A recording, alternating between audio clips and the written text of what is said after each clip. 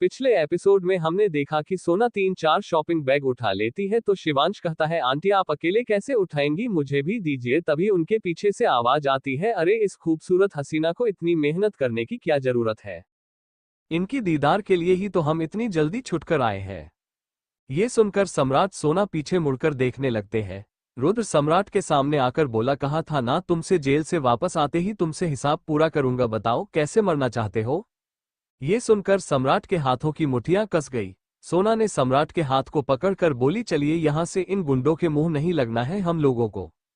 रुद्र तिरछी मुस्कान के साथ बोला, अरे जानेमन तुम तो मुंह लग चुकी हो और थप्पड़ के साथ अपने हाथों का स्पर्श भी दे चुकी हो, तो तुम्हें नहीं लगता कुछ और भी तुम्हें मुझे देकर मेरे दौड़ रहे खून को शांत कर देना चाहिए। सम्राट सोना के सामने आकर रुद्र को घूरते हुए बोला, दूर होकर बात करो और मुझसे करो। तभी चाली अपनी आंखें छोटी छोटी करके बोला, क्या बात है, कुछ ज्यादा ही छमिया का साथ नहीं दे रहा है ये, तेरी माल है क्या। सम्राट गुस्से से चाली को घूरते हुए बोला, she is my wife bloody bastard so mind your language. Rudra अब जाकर सोना के मांग पर गौर करता है और सम्राट को नफरत से देखने लगता है। फिर तिरछी मुस्कान के साथ कहा, कोई बात नहीं, वाइफी से विडो बना देता हूं तेरा, तब तो देख सकता हूं ना। सोना गुस्से से रुद्र को घूरते हुए बोली, तमीज से बात करो और दूर रहो हम लोगों से। बात करना तो मुझे पसंद ही नहीं, मैं सीधा हाथ चलाना ज्यादा पसंद करता हूं, रुद्र ने सोना को देखते हुए कहा। तभी शिवांश जोर जोर से रोने लगता है। शिवांश के रोने पर रुद्र उसे घूरते हुए कहा, चुप हो जा नहीं तो एक गोली और तेरी बोलती बंद। साला यहाँ पर इतना जरूरी डिस्कशन हो रहा है और तेरी सुसु निकल रही है, चुप। शिवांश रुद्र की बात पर और भी जोर जोर से रोने लगता है कि तभी पुलिस वैन का सायरन बजने लगता है और रुद्र सोना की तरफ देखते हुए बोला, अरे जानेमन मैं तुम्हें अपने महल में रखना चाहता हूं और तुम हो कि हमेशा मुझे ससुराल भेजने के फिराक में लगी रहती हो, उसने सोना के हाथ में मोबाइल देखते हुए कहा। सम्राट अपने कमर में छुपा गन को निकालकर रुद्र पर पॉइंट करते हुए कहता है, बकवास बंद करो अपना और निकलो यहां से। सोना सम्राट के हाथ में गन देखकर घबरा जाती है। रुद्र गन देखकर तिरछी मुस्कान के साथ बोला, ये तो अनफेयर गेम हो गया भाई, मैं यहां मुंह चला रहा हूं और तुम गन चलाना चाहते हो। सम्राट रुद्र को बुरी तरीके से घूरते हुए बोला, अपने माँ बाप की इकलौती औलाद होना, अगर उन लोगों को बेऔलाद नहीं करना चाहते हो तो इज्जत के साथ यहां से चले जाओ वरना। रुद्र अपनी आंखें छोटी करके बोला, मेरी इन्वेस्टिगेशन करवा रही हो तो मतलब मजबूत पार्टी हो, लड़ने में मजा आएगा। सम्राट अपनी आईब्रो ऊपर करते हुए बोला, कौशिक लिमिटेड जैसे 25 कंपनियों को मैं यूं खरीद सकता हूं क्योंकि मैं सम्राट ओबरॉय हूं, अब निकलो यहां से, बेवजह लड़ाई झगड़ा नहीं पसंद मुझे। रुद्र सोना को देखते हुए सम्राट से बोला, तुम्हारी बीवी जैसी कोई तुम्हारी साली है क्या, चाहिए थी मुझे, बड़ी खूबसूरत है। सोना रुद्र को चिढ़कर देखती है। सम्राट रुद्र के कनपटी पर गन रखते हुए कहता है, लगता है तुम्हें अपनी जिंदगी सच में प्यारी ही नहीं है। रुद्र गन को अपने कनपटी से हटाते हुए बोला, अपने लिए नहीं तुम्हारे लिए कह रहा हूं क्योंकि मुझे तुम्हारी बीवी बहुत पसंद आई। पहली नजर में कोई रुद्र कौशिक के दिल में उतर सकता है, सोचा नहीं था क्यों चाली। चाली रुद्र के बात पर तिरछी मुस्कान के साथ बोला, मैंने भी सोचा नहीं था भाई आपको ये छमिया पसंद आ जाएगी, वैसे देखने में भी काफी अच्छी है। रुद्र चाली की तरफ घूरता है तो चाली अपने कान पकड़ते हुए कहा, सॉरी भाई अब क्या कर सकते हैं, इज्जत देने नहीं आती ना। इससे पहले कि ससुराल वाले हमें ससुराल ले चले हमें यहां से चलना चाहिए, और ये लोग कहां जाने वाले हैं, इनसे मुलाकात तो होती ही रहेगी।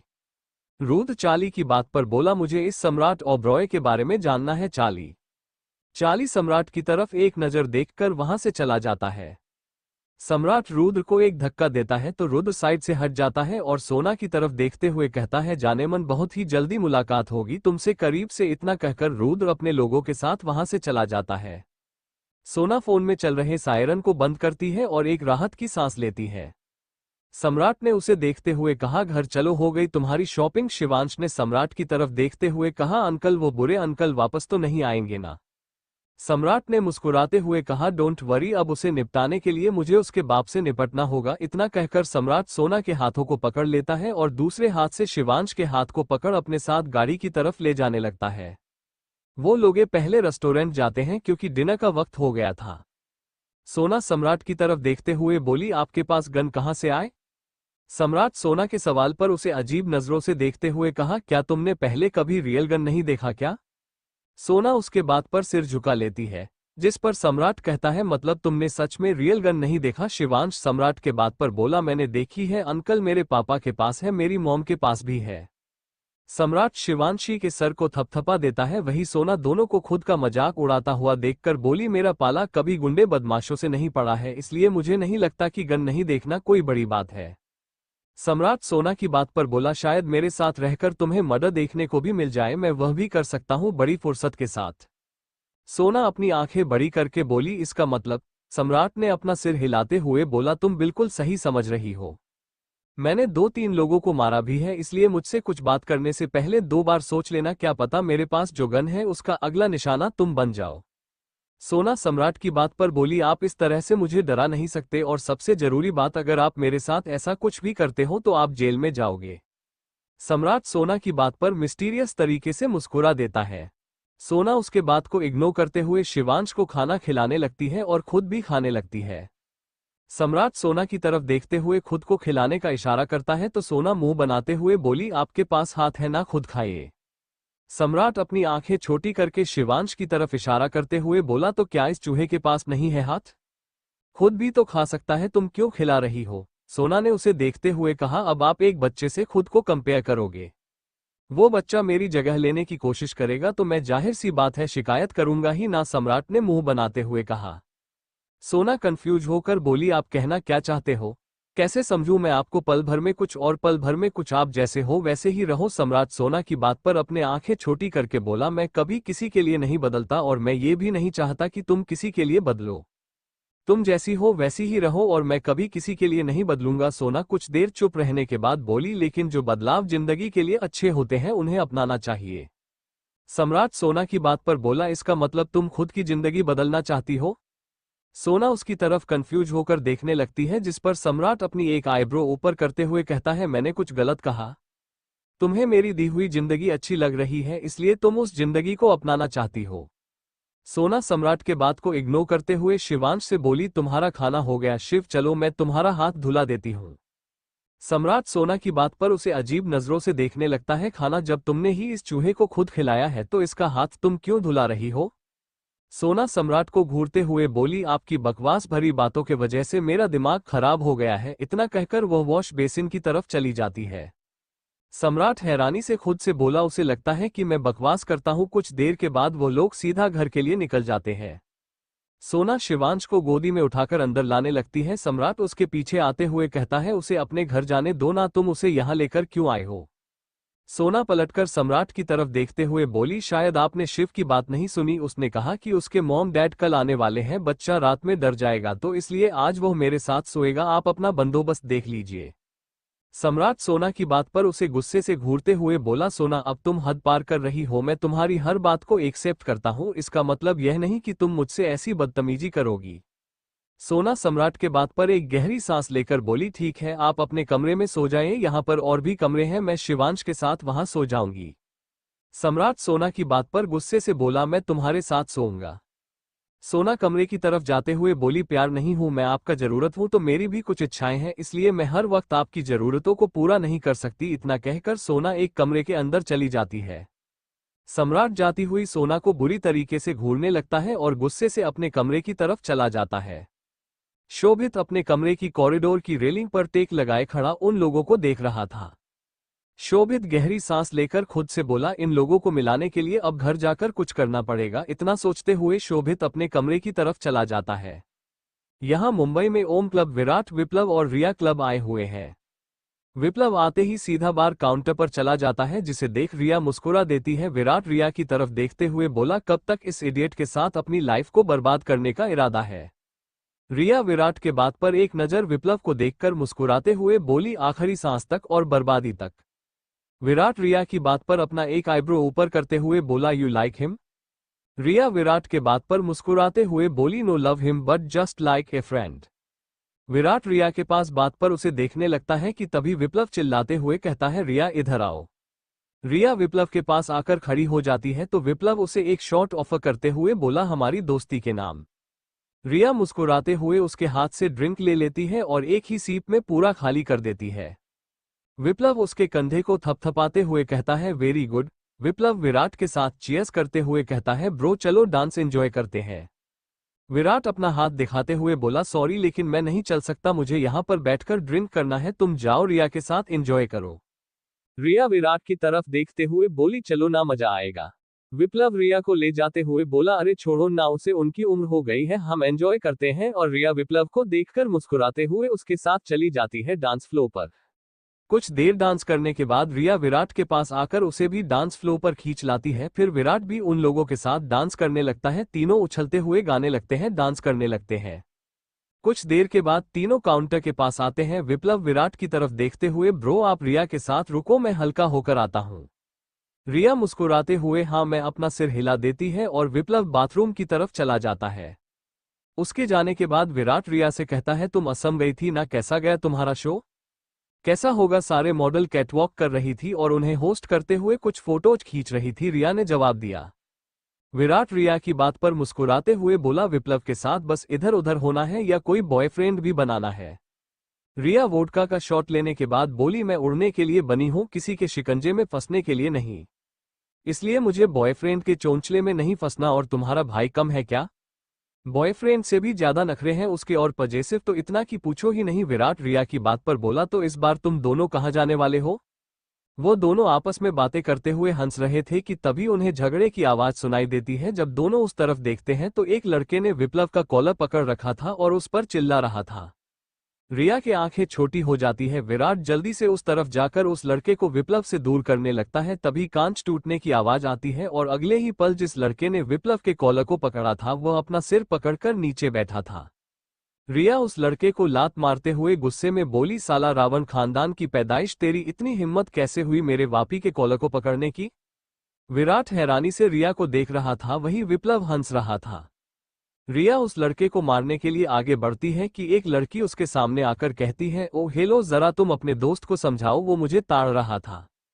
विप्लव उस लड़की की बात पर बोला शूर्पणखा की बहन की शक्ल की बुरी औरत, मैं तुझे ताड़ूंगा। शक्ल देखी है, अपनी मेकअप के नाम पर चूना लगाकर आई है और कहती है कि मुझे देख रहा था। वो लड़की गुस्से से उसकी तरफ देखती है, तभी वहां सिक्योरिटी गार्ड आ जाता है। उस लड़के को उठा लेते हैं, जिस पर उस लड़के की गर्लफ्रेंड कहती है एक्सक्यूज मी, उस बदतमीज लड़के को निकाल फेंकिए, उसने पहले मुझसे बदतमीज की। उस लड़की की बात पर विप्लव उन्हें हंसते हुए कहा क्या कहा, हमें निकालना चाहिए, ये क्लब ओब्रॉयज का है और मैं उस परिवार का सबसे छोटा बेटा हूं और तुम मुझे यहां से निकलवाना चाहती हो? विप्लव की बात पर उस लड़की ने उसे गुस्से में घूरते हुए बोली तुम लोगों का क्लब है तो क्या मतलब? हम लोग यहाँ पर मुफ्त में नहीं आए, पैसे देकर आए हैं और तुम मुझसे बदतमीजी कर रहे हो। विप्लव एक गहरी सांस लेकर बोला एक्सक्यूज मी सिस्टर, मुझे कोई शौक नहीं किसी को छेड़ने का और सबसे जरूरी मेरे पास इतना फालतू वक्त भी नहीं है जो मैं हर लड़की पर मुंह मारता फिरूं। सीसीटीवी कैमरा यहाँ पर लगा हुआ है, तुम खुद देख सकती हो, तुम आई थी मुझसे टकराने, मैं नहीं गया था।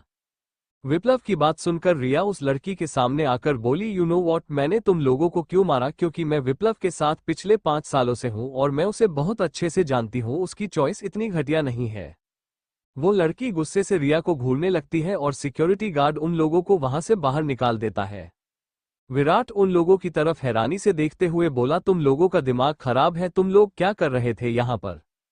अगर इस बारे में भाई को पता चला तो पता नहीं क्या होगा। विप्लव विराट के कंधे पर थपथपाते हुए बोला भाई इसमें मेरी कोई गलती नहीं है, मैं तो बाथरूम से बाहर आ रहा था, वो लड़की खुद मुझसे आकर टकराई थी, उसका शो कोल्ड बॉयफ्रेंड मुझे मारने के लिए चढ़ रहा था। विराट विप्लव की बात पर उसे घूरते हुए बोला तो तुझे इग्नोर करना चाहिए था ना, इस तरह की लड़ाई झगड़ा अच्छा नहीं लगता विप्लव। रिया विप्लव के कंधे पर हाथ रखते हुए बोली विराट जो होना था हो गया, अब जो होगा उसे हम निपट लेंगे, फिलहाल के लिए एंजॉय करो। विराट टाइम देखता है जिसमें रात के 12 बजे बजने वाले थे। वो उन दोनों की तरफ देखते हुए कहता है घर चलो, रात काफी हो गई है और सबसे जरूरी मेरा कल बहुत इंपॉर्टेंट मीटिंग है, घर में फंक्शन भी है। विप्लव विराट के बात पर उसकी तरफ हैरानी से देखते हुए बोला फंक्शन? लेकिन भाभी और भाई कोई तो नहीं है यहाँ पर, तो किस तरह का फंक्शन? रिया कुछ याद करते हुए बोली अरे हाँ मुझे याद आया, कल वो वट सावित्री का उपवास है, लेकिन इसमें मेरा क्या काम, ये तो शादीशुदा औरतें करती है ना अपने पति के लिए। विराट रिया की तरफ देखते हुए बोला हाँ तो फंक्शन के लिए तैयारी भी तो करनी पड़ेगी ना, इसलिए चलो।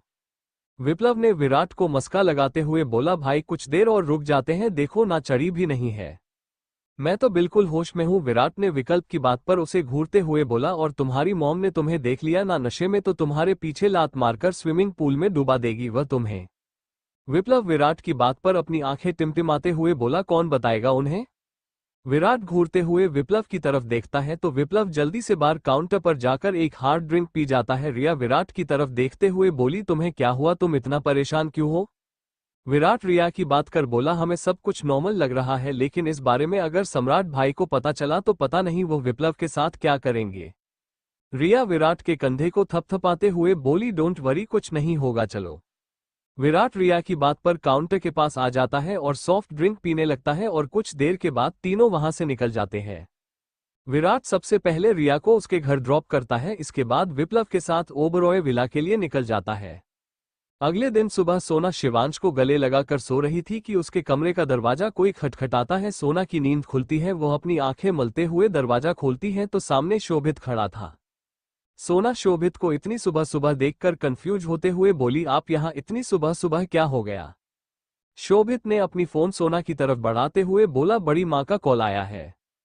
सोना शोभित के फोन को ले लेती है और जल्दी से कहती है, हेलो माँ, गुड मॉर्निंग। दूसरी तरफ निर्जला जी मुस्कुराकर बोली, गुड मॉर्निंग बेटा, तुम्हारा फोन नहीं लग रहा था। सोना निर्जला जी की बात पर बोली, मेरा फोन टूट गया है इसलिए नहीं लग रहा, कोई जरूरी काम है क्या? निर्जला जी सोना की बात पर बोली, आज वट सावित्री का उपवास है, क्या तुम रहना चाहती हो सम्राट के लंबी उम्र के लिए?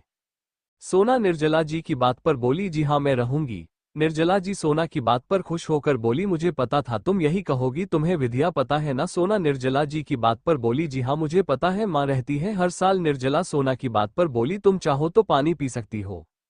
सोना ने निर्जला जी की बात पर बोली, नहीं माँ, मैं पूरी रीति रिवाज के साथ व्रत करूंगी, आप परेशान मत होइए। निर्जला कुछ देर शांत रहने के बाद बोली, वैसे तुम लोग कब वापस आ रहे हो? सोना ने थोड़ा हिचकिचाते हुए कहा, वो तो बोल रहे थे कि हम लोग घर नहीं जाएंगे। निर्जला जी थोड़ी कंफ्यूजन के साथ बोले, घर नहीं आओगे तो कहाँ जाओगे तुम लोग? सोना निर्जला जी की बात पर बोली, उन्होंने बताया नहीं आपको? निर्जला कुछ देर सोना से और बात करती है और कॉल कट कर देती है।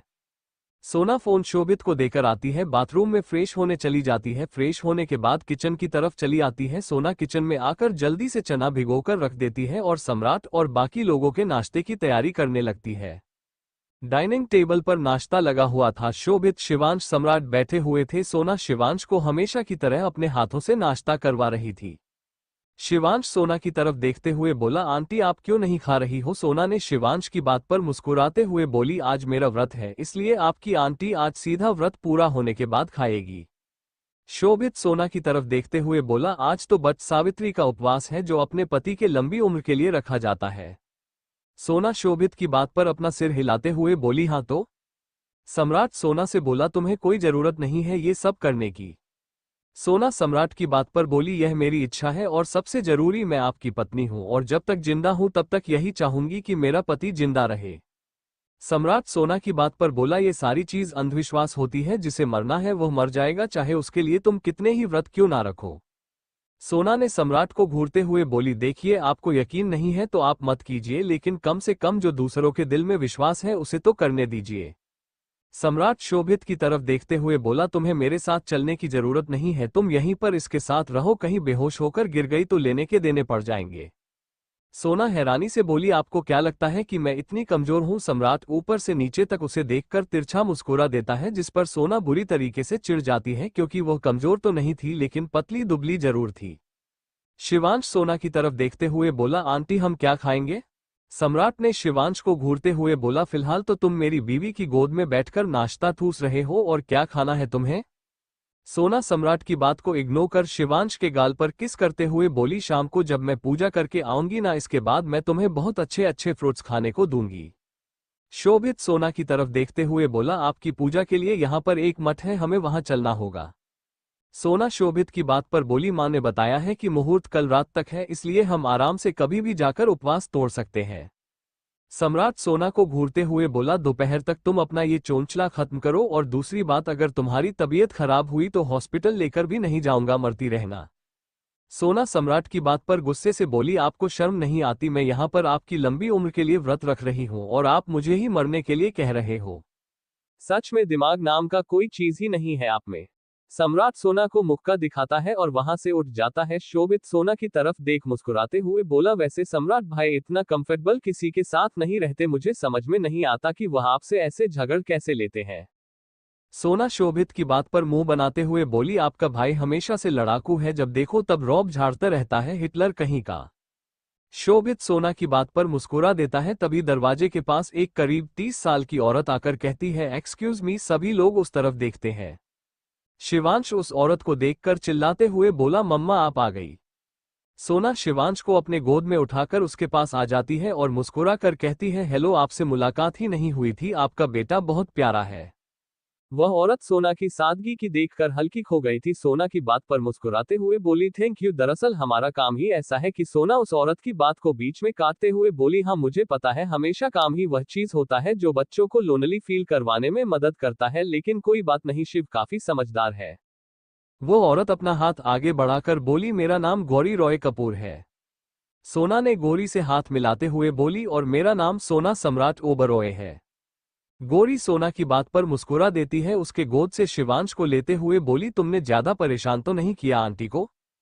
शिवांश गौरी की बात पर मुस्कुराते हुए बोला, नहीं मम्मा, मैंने बिल्कुल परेशान नहीं किया, और हम लोग कल अंकल के साथ घूमने गए थे, बहुत मजा आया। गौरी शिवांश की बात पर मुस्कुराते हुए बोली, तुम्हारे पापा और मैं एक हफ्ते की छुट्टी ले ली है, हम लोग फुल एंजॉय करेंगे। ये सुनकर शिवांश कसकर गौरी को गले लगा लेता है। सोना उन दोनों को देख मुस्कुरा देती है। गौरी सोना की तरफ देखकर मुस्कुराते हुए बोली, सोना हमारे यहाँ भी घूमने आओ, तुमने शिवांश की इतनी देखभाल की, हमें भी तो मौका दो। सोना गौरी की बात पर कुछ सोचने के बाद बोली, आज तो पॉसिबल ही नहीं है, लेकिन मैं कल जरूर आऊंगी। गौरी सोना की बात पर कंफ्यूज होते हुए बोली, लेकिन आज क्यों नहीं? सोना हल्का मुस्कुराकर बोली, आपको पता होगा ना, आज वट सावित्री का उपवास है, पत्नी अपने पति की लंबी उम्र के लिए व्रत रखती है, मैंने भी वही रखा है, इसलिए मैं आपके घर कल आऊंगी। गौरी सोना की बात पर मुस्कुरा देती है और शिवांश को लेकर घर की तरफ चली जाती है। सोना अंदर आती है तो देखती है शोभित चना खा रहा था, जिसे देखकर सोना गुस्से में कहती है, इसे मैं पूजा के लिए भिगोया था, आप क्यों खा रहे हो? शोभित सोना के गुस्से भरी आवाज पर उसकी तरफ देखते हुए बोला, मुझे क्या पता था कि यह पूजा के लिए है, देखने में टेस्टी लगा तो मैंने खा लिया। सोना शोभित को घूरते हुए बोली, तो क्या बड़े बड़े नेम प्लेट लगा दूं कि किस चीज के लिए कौन सा सामान है, और आप गए ही क्यों किचन में? ऐसे तो आपके पैर में छाले उभर आते हैं। शोभित सोना की बात पर बोला, मैं तो पानी लेने गया था, जब मैंने इस चना को देखा तो खाने का मन किया, इसलिए मैं ले आया, पर चिल्लाने की जरूरत नहीं है, मैंने एक कटोरी में निकाल कर रखा है। सोना बुरी तरीके से शोभित को घूरने लगती है और किचन की तरफ चली जाती है। शोभित ने सोना के जाने के बाद बोला, मेरे भाई को हिटलर कहती है, खुद भी तो है एक नंबर की चुड़ैल है। इतना कहकर शोभित मुंह बनाकर फिर से चना खाने लगता है। यहाँ कौशिक लिमिटेड सम्राट रुद्र के पिता अभिलाष कौशिक के केबिन में अपने पैर पर पैर रख बैठा हुआ था। अभिलाष कौशिक सम्राट को वहां देखकर हैरानी से बस पानी पिए जा रहा था। अभिलाष सम्राट की तरफ देखते हुए धीरे से बोला, मिस्टर ओबरॉय, आप यहाँ, आपको कोई काम है क्या? सम्राट ने अभिलाष को घूरते हुए बोला, मिस्टर कौशिक, मुझे आपकी यह कंपनी पसंद आ गई और मुंबई वाला ब्रांच भी पसंद आया, तो सोच रहा था कि मैं खरीद लूं, बोलो बुरा नहीं है ना आइडिया? अभिलाष सम्राट की बात पर डर जाता है, जल्दी से कहता है, आप मुझे इस तरह से बर्बाद क्यों करना चाहते हैं मिस्टर ओबरॉय? मैंने कोई गलती की है क्या? सम्राट बिना किसी भाव के बोला, गलती आपने नहीं, आपके बेटे ने की है, मेरी बीवी पर बुरी नजर डालकर। अभिलाष सम्राट की बात पर हैरानी से बोला, रुद्र, उसने किया? क्या किया मिस्टर ओबरॉय? सम्राट अपना फोन अभिलाष के सामने रख देता है, जिसमें मार्केट में हुई लड़ाई झगड़े की सीसीटीवी फुटेज चल रही थी। दूसरे में पुराने मार्केट में रुद्र की गई बदतमीजी का लाइव टेलीकास्ट चल रहा था। उन सभी चीजों को देखकर अभिलाष की सिट्टी पीट्टी गुल हो जाती है। सम्राट अपना फोन टेबल पर रखते हुए कहता है, अब आप बताओ मैं क्या करूं उसके साथ? सम्राट ने सर्द आवाज में कहा। अभिलाष सम्राट की बात पर एक गहरी सांस लेकर बोला, आप परेशान मत होइए, दोबारा आपको किसी तरह से शिकायत का मौका नहीं मिलेगा, मैं उस लड़के को देख लूंगा। सम्राट अभिलाष की बात पर सर्द आवाज में बोला, मिस्टर कौशिक, मुझे इज्जत देना जितनी अच्छी तरह से आती है, उससे ज्यादा उतारना भी आता है, इसलिए बेहतर होगा आप अपने बेटे को काबू में रखो, वरना उसकी लाश भी नसीब नहीं होगी, क्योंकि आपको पता है हाउ एम आई। अभिलाष जल्दी से अपना सिर हिला देता है तो सम्राट उठकर उसके केबिन से बाहर चला जाता है। अभिलाष सम्राट के जाने के बाद अपना फोन निकालता है, चार्ली को कॉल करने लगता है।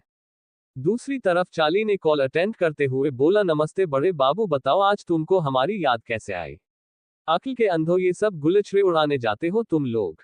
बता रहे हैं कसम से, अगर तुम लोग आधे घंटे के अंदर ऑफिस नहीं आए ना तो अपना आधार कार्ड उठाना और यहाँ से चलते बनना। इतना कहकर अभिलाष कॉल कट कर देता है। वही चाली कंफ्यूज भरी नजरों से फोन को देख रहा था, वह जाकर रुद्र को सारी चीज बता देता है। अब आगे की कहानी को सुनने के लिए बने रहिए।